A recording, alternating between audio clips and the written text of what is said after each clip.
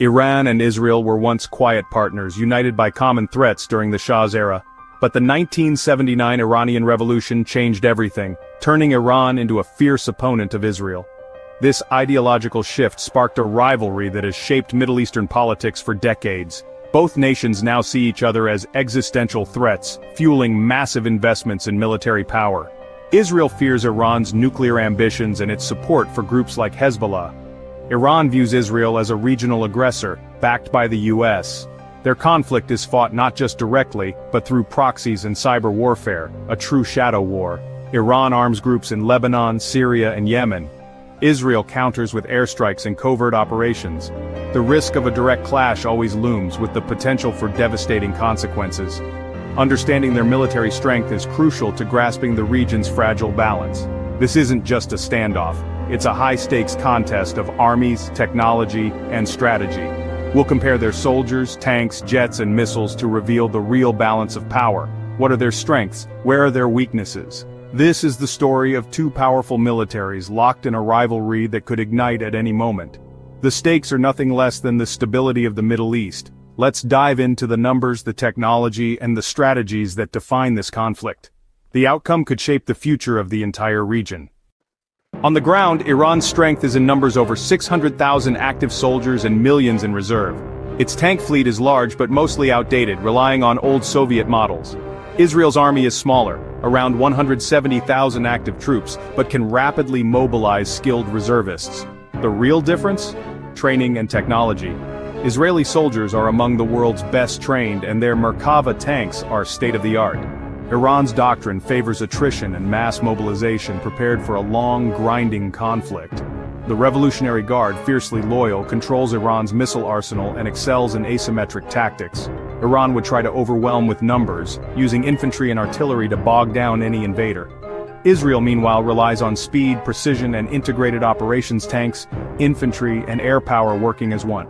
Every Israeli soldier is part of a high-tech, networked force with real-time intelligence and advanced gear. Iran's numbers could dominate in a drawn-out ground war, but Israel's edge is in short, high-intensity battles. The IDFs focus rapid, decisive strikes to neutralize threats before they escalate. In a direct clash, quality and coordination could outweigh sheer numbers. The question: can Iran's mass mobilization withstand Israel's technological onslaught? The answer may decide the fate of any future conflict.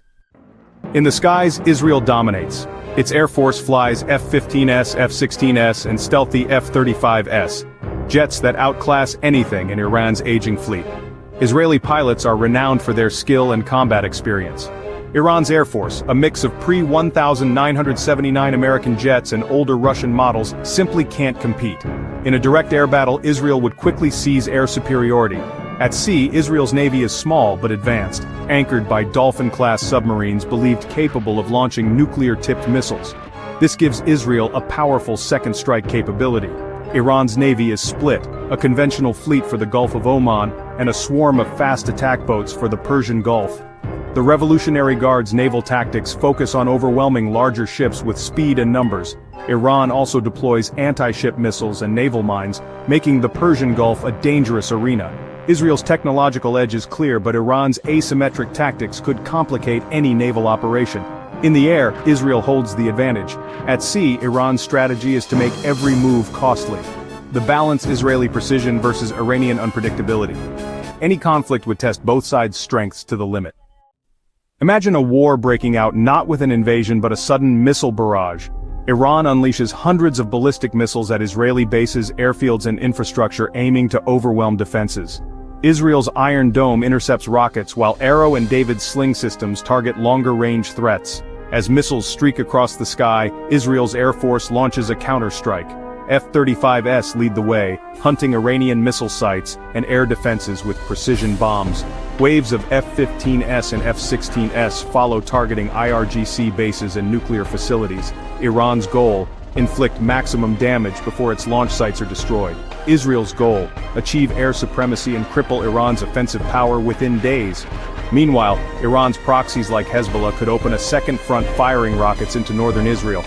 The first 48 to 72 hours would decide the war's direction.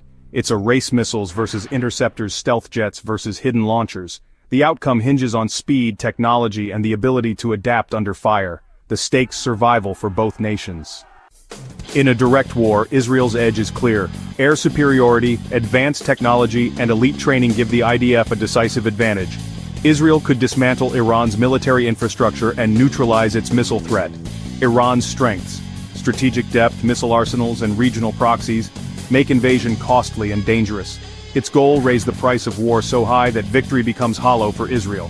But in a conventional fight, Israel's precision and speed would likely prevail. Iran can inflict pain, but Israel can win battles.